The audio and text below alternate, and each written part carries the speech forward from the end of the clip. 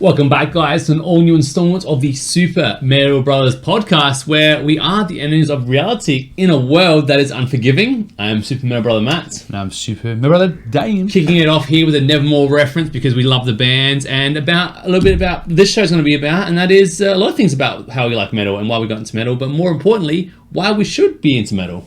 Yeah, there's many reasons, and one coming up is a certain universities make it even more enticing to know about metal. So there's things happening out there. So that'll be very exciting. We're also taking a look at the latest album from a band called Three Teeth. I think it is, but it's Threeth because it's one word. Nah, you know when people do like those dumb license plates for cars and they put the E backwards to make it look, no, it's Three Teeth. Yeah, so E-Teeth? Maybe it is E-Teeth, yeah. All right, we're going to have to go with Three Teeth because that's what I'm reading.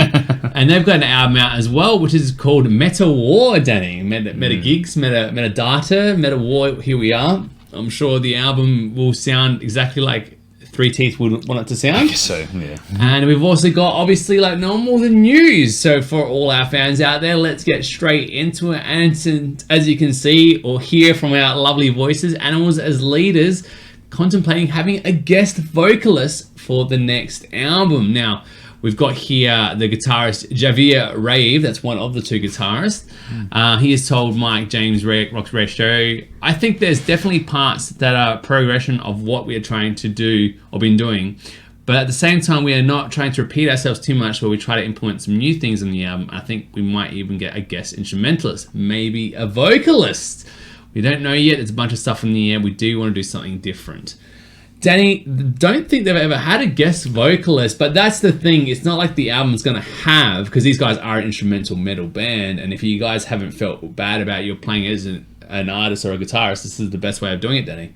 Yeah, pretty much. Again, vocalists would be interesting because how the vocalists will fit in will be different. It might just be like a scatting jazz musician. That's how they get it to fit in. Otherwise, maybe they want to strip down a bit and become more progressive. Maybe they want to get Russell Allen on board. Yeah, I did finally see that Symphony X are doing a tour at the moment, which is super exciting. But they haven't announced their tour in Australia, so do we really even consider it happening if it's not here? Yeah, it's less depressing that way. If a band plays and no one from Australia is there to hear it, has it even happened? Is it even any of importance? Nah, I like to think, mate. Nah. Danny, who do you think's gonna join the prog tech outfit of Animals as leaders? Who is your vocalist in question? Will it be a screamer? Will it be a singer? Will it be both? Will it be neither? They've already done neither, so which one of the top three is it going to be? Well, they're talked about it as a potential. I'm guessing it won't be a screamer. I don't think they get that heavy to do it. But I guess vocalist, geez, who knows? They might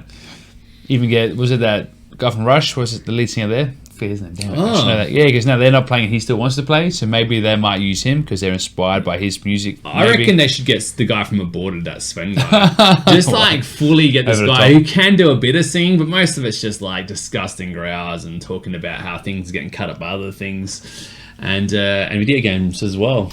Yeah, I mean, it'd be interesting, it'd be good. Like, I'd find it hard to listen to pure instrumental albums for like an hour plus. I know it's very great what they're doing, but there's no engagement with me, so vocals should be interesting. Hopefully. Yeah. Oh, what I want to hear is Sven, but what I think they're going to get is Alyssa from Arch Enemy, because she's everywhere at the moment. They're the hottest band, and if you want your biggest reach, then that's what you want to do. And I think the guys from Metallica are just way too old to leave their stage now, because if they get pulled from the stage, they just like turn to dust. You know, like the things from but they want to learn new songs. I'm old. Come on, I've got my same 20 songs I know. That's enough. I think what I heard, the guy from the guitarist from Metallica starting to forget solos, so they've been doing it for so long. Nevertheless, we'll move on to our next story with Static X. Now, Static, as you can see, or again hear from our lovely voices, Static X are on tour, but they've had to cancel a show. Now, what's happened apparently, there's been a misunderstanding. Danny, what has happened to the imposter Wayne Static and their gigs? This is the opposite to most local bands who don't care about, they just want a stage, they don't care about the size. But these guys here reckon the stage is too small for them to play on that night. Apparently they have a whole stage set up because of Wayne's death, have all these like photos up or something, or TV screens up with them on it, and I guess the stage was too small to fit 4 guys and all their memorabilia and all their stuff towards Wayne Static. So yeah, it's a new one. What I find interesting is that obviously they had to incorporate all of that for this show to work, or at least pay homage to it, or else fans will just see it as a glorification and a way of making money off of some dead guy's work. This way, at least they can pay homage to it and not upset, you know, the friends and family. Maybe they had like some sort of like contract to them, like unless you've got 7 photos of Wayne Static around everywhere, we get to, you know, sue you. What's going on, do you reckon? I don't know. It seems weird. Like there's definitely enough room for like 4 guys on the stage, but there wasn't enough for 4 guys on all their TV screens. Well, couldn't they have them to the side or on the floor, hanging from the roof? I don't know. It just was that important. Was that crucial for them to have? It must be written somewhere that if you're not doing it, then we just don't want anything to do with it. Yeah, it's a little shame, but then again, you know, I'm still looking forward to seeing if these guys will make their way to Australia for this tour, because I did hear one of the songs live, and I was very impressed. He captured Wayne Static's style very well. Apparently, they reckon it's the guy who's opening for the band. They're using him, and he's Wayne Static composer for the night. So the guy's running 2 stints. I think he's the bass player for the opening band or something. So well, he's done a great job. So I'm really, really happy. Well, we'll see what happens, and hopefully Adelaide can play anywhere. We've only got 3 stages that's maybe big enough. We've got Entertainment Centre, Gov, or our backyard. Before it gets knocked down. Yeah, exactly. Yeah, we'll talk about that another time. Steve Vai, on the 1990s, I was a poster boy for everything wrong about guitar playing the guitar. As he said, Danny, who is Steve Vai? Well, Steve Vai is one of those prodigal guitar players who has like fingers which span the whole guitar. Yep. So he doesn't actually really play the guitar. He just stays his fingers in one spot. You know what he does? He waits for the lights to hit him weirdly, and then all of a sudden his spasms and then is that how it is? Force him to play the guitar.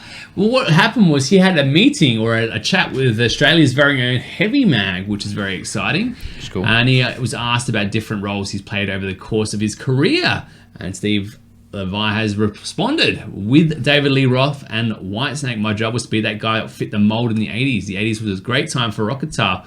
We were influenced by those incredible musicians like Jimmy Page, Brian May, Jeff Beck, and your boy, Richie Blackmore. Yeah. In the 80s, the guitar was more pop music, pop/rock, so to speak, but then the 90s came along. It kind of ruined everything, didn't it? It ruined metal, ruined comic books, ruined movies as well. Yeah, movies, yeah. It's more so because the grunge scene hit off in the 90s, and having guys who like great guitars and happy songs with like cool guitar solos weren't the cool thing anymore. It's all about upset and angst and oppression, angry teenagers, and that's why all the grunge guitarists like, why are you playing all those notes for? You should be playing grunge, man. It's all about the attitude, you know. Yeah. And that's why no one liked them in the 90s, apparently. Yeah, I was a poster boy with everything wrong about guitar playing. In one decade, I could not open up a magazine and find extraordinarily wonderful things written about me, and in the next, I could not open up a magazine and see the worst thing being said.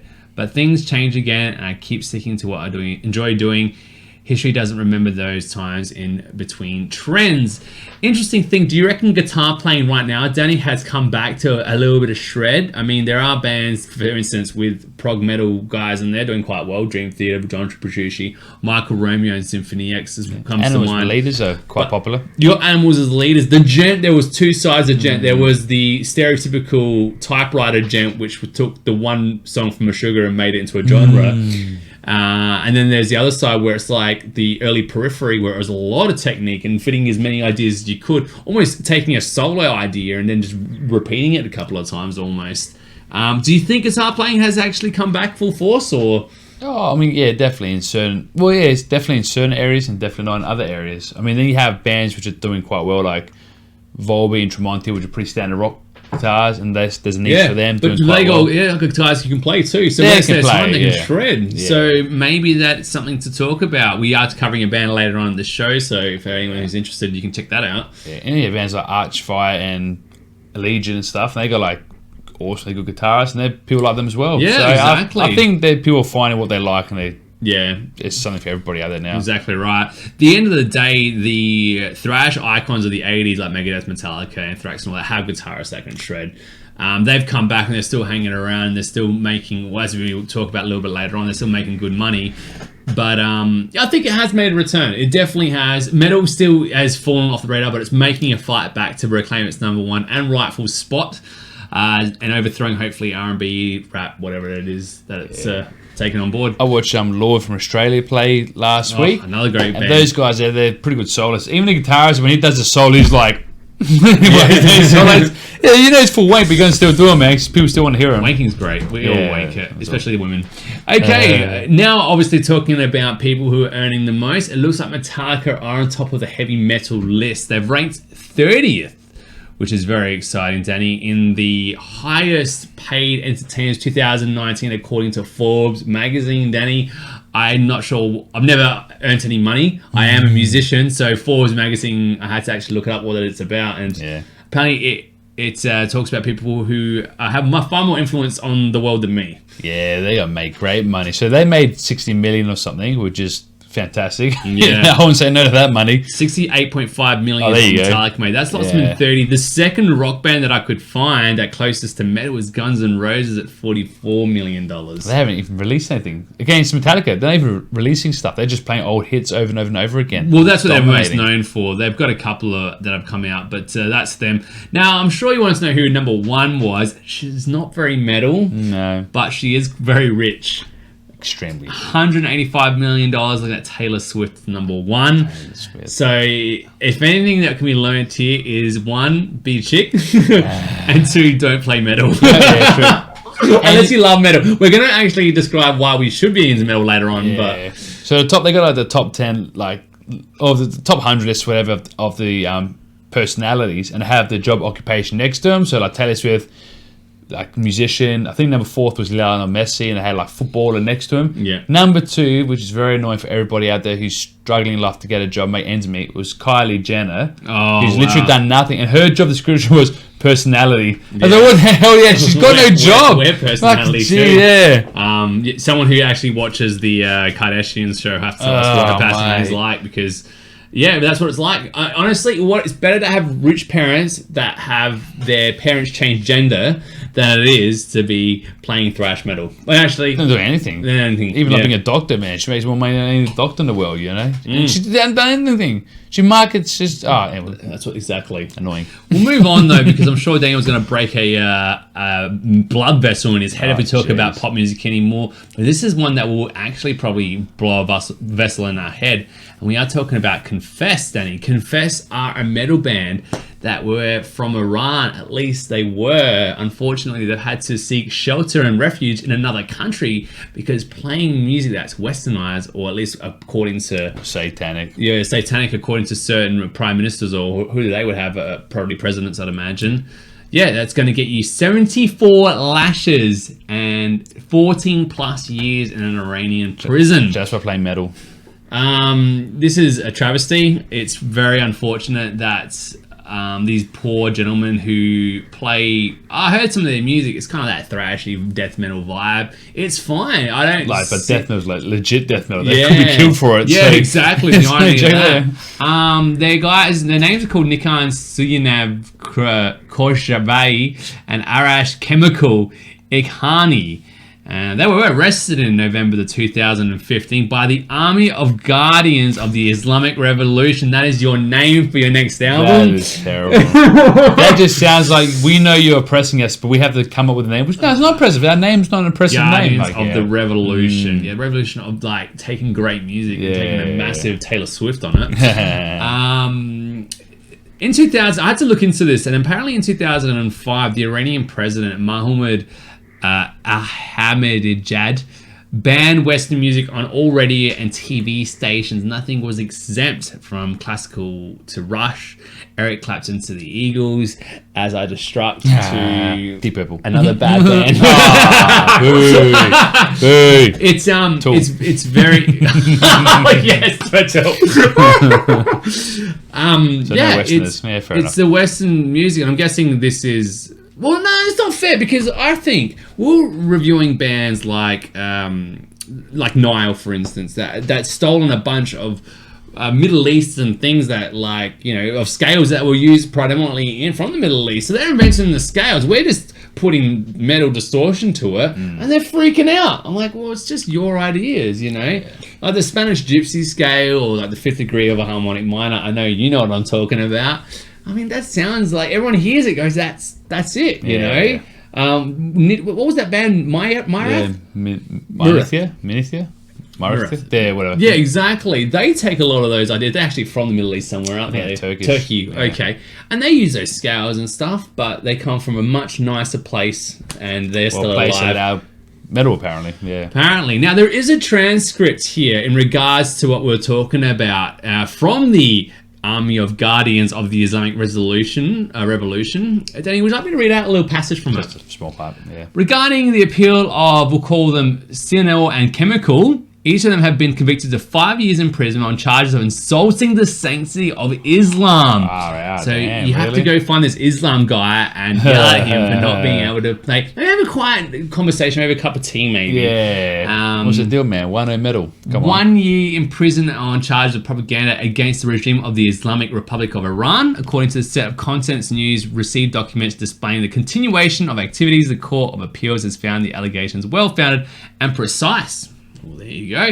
In the received documents, the court has convicted both of the gentlemen to 2 years of imprisonment of 3 counts of insulting the supreme leader and the president. He has been sentenced to 6 months of imprisonment, 74 lashes for allegedly disturbing public opinion through the production of music containing anti-regime lyrics and insulting content of participating in interviews of opposition media. Oh my god! Who's the opposition to Iran?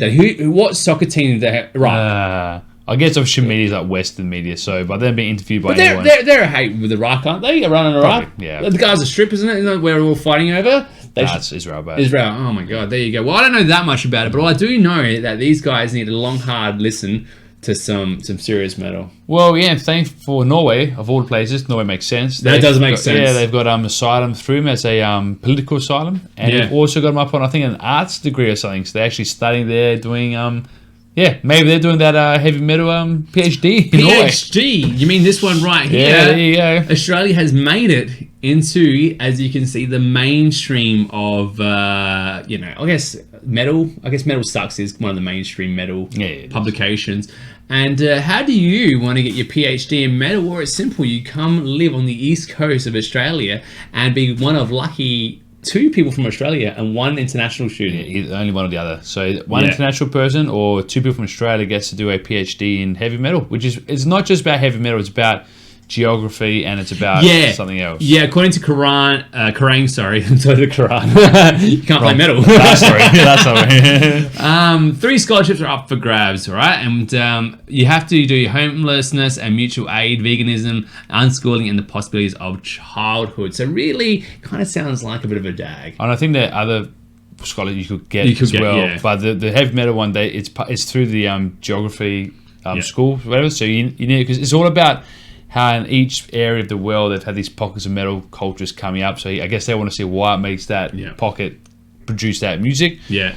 Who cares? It's still great. And then because this guy is a fool, like the guy who's doing the PhD, that gets a supervisor, lecturer, he's a massive metalhead his whole life. And he goes, I've now had the chance to do this. And why not? This is great for me and it's great for the culture. The funny thing is, though, what he's doing is providing an information outlet to take his job. Because what else could you do with this PhD? You really can't. You really can't. Do like Hoagie didn't start a radio show. That's you write an awesome book that maybe 50 metalheads are going to definitely buy. I do own the Australian heavy metal one of Cyclopedia, so I will be putting it in my collection. But what else could you? I don't know. It sounds like it's almost as useless as a social studies degree or something. You know what I mean? You're still going to be making sandwiches in Subway, even though you're fighting up against evil patriarchy that forces you to make sandwiches for people.